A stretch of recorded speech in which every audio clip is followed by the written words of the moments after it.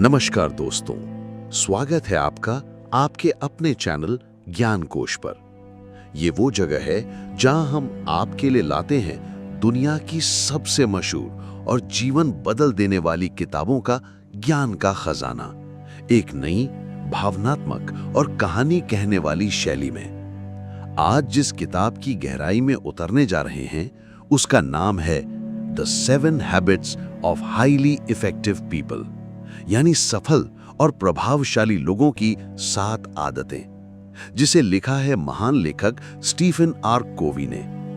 दोस्तों जरा सोचिए, अगर आपको जिंदगी में ऐसे नियम मिल जाएं जिन्हें अपनाकर आप अपने काम, रिश्तों और सपनों में असाधारण सफलता पा सकें, तो क्या आप उन्हें अपनाना चाहेंगे?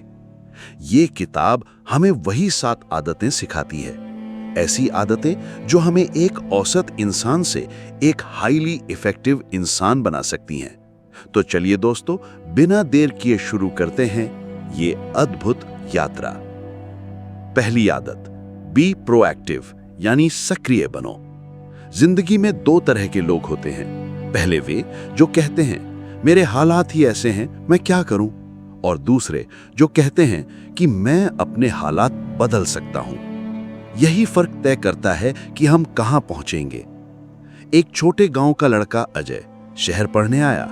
उसे पैसों की कमी थी, भाषा की दिक्कत थी और माहौल नया था। अधिकतर लोग शायद हार मान लेते, लेकिन अजय ने हालात को दोष देने के बजाय हालात बदलने का निर्णय लिया।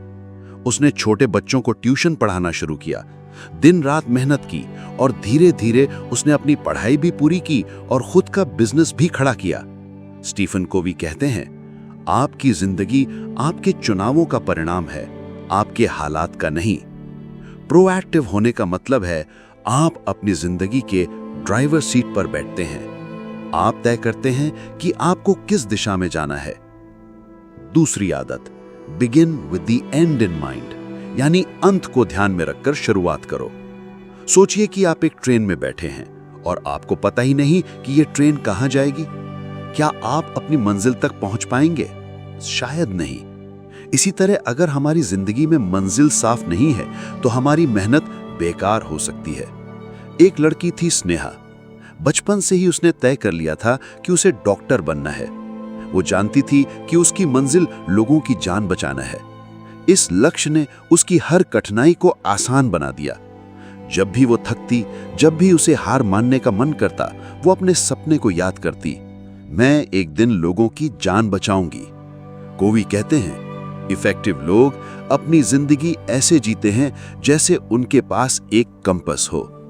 इस आदत का मतलब है कि हमें अपनी विजन और वैल्यूज को साफ करना होगा, क्योंकि जब मंजिल साफ होती है तो रास्ता अपने आप बन जाता है। तीसरी आदत, पुट फर्स्ट थिंग्स फर्स्ट, यानी पहले जरूरी काम करो। हम सबकी जिंदगी में बहुत काम होते हैं, कुछ जरूरी, कुछ तात्कालिक और कुछ सिर्फ ध्यान भटकाने वाले। अधिकतर लोग छोटे छोटे अर्जेंट कामों में उलझकर इंपॉर्टेंट कामों को टाल देते हैं। रमेश एक ऑफिस में काम करता था। वो रोज ईमेल, फोन कॉल्स और छोटी छोटी मीटिंग्स में उलझ जाता था। उसके पास अपने सपनों के लिए समय ही नहीं बचता था। एक दिन उसने कोवी की ये आदत अपनाई। उसने हर दिन सिर्फ 1 घंटा अपने बिजनेस आइडिया पर देना शुरू किया। सालों बाद वही आइडिया उसकी कंपनी बना। दोस्तों याद रखिए, जो चीजें सबसे ज्यादा मायने रखती हैं उन्हें कभी उन चीजों के हवाले मत करो जो सबसे कम मायने रखती हैं। चौथी आदत, थिंक विन विन, यानी जीत जीत सोचो। हमारे रिश्ते और काम अक्सर जीत हार के खेल में फंस जाते हैं, लेकिन असली सफलता तब होती है जब दोनों पक्ष जीतते हैं। एक कस्बे में 2 दुकानदार थे। वो हमेशा एक दूसरे को गिराने की कोशिश करते, न तो उनका फायदा होता न ग्राहकों का। एक दिन उन्होंने मिलकर काम करने का सोचा। सामान साथ में खरीदा, खर्च बांटा और ग्राहकों को भी अच्छा दाम दिया। अब दोनों का फायदा हुआ। यही है विन विन सोच। स्टीफन कोवी कहते हैं, विन विन कोई तकनीक नहीं, ये इंसानियत का रवैया है। 5वीं आदत, seek first to understand then to be understood, यानी पहले समझो फिर समझाओ। हम सब चाहते हैं कि लोग हमें समझें, लेकिन क्या हम सच में दूसरों को समझते हैं? एक पिता हर दिन अपने बेटे को डांटता था, तू पढ़ाई क्यों नहीं करता? बेटा चुप रहता। पिता सोचता, बेटा आलसी है। एक दिन पिता ने बेटे की बातें सुनी। पता चला कि उसे पढ़ाई में दिक्कत थी और उसे मदद चाहिए थी। उस दिन से रिश्ता बदल गया। कोवी कहते हैं, लोग आपकी बात तभी सुनेंगे जब वे महसूस करेंगे कि आपने उनकी बात सुनी है। छठी आदत, सिनर्जाइज, यानी सहयोग से शक्ति पैदा करो। एक अकेला इंसान कितना भी ताकतवर हो, लेकिन जब लोग मिलकर काम करते हैं तो चमत्कार होता है। जैसे अलग अलग वाद्य यंत्र मिलकर एक सुंदर संगीत बनाते हैं, वैसे ही लोग मिलकर बड़ी सफलताएं रच सकते हैं। स्टीफन कोवी कहते हैं, सिनर्जी का मतलब है फर्क का सम्मान करो, ताकतों को मिलाओ और कमजोरियों की भरपाई करो। 7वीं आदत, शार्पन द सॉ, यानी खुद को तराशो। सोचिए, एक लकड़हारा है जो घंटों पेड़ काटता रहता है। उसकी कुल्हाड़ी कुंद हो जाती है, लेकिन वो उसे तेज करने का समय नहीं निकालता है। नतीजा, मेहनत बढ़ती है, असर घटता है। जिंदगी भी ऐसी ही है।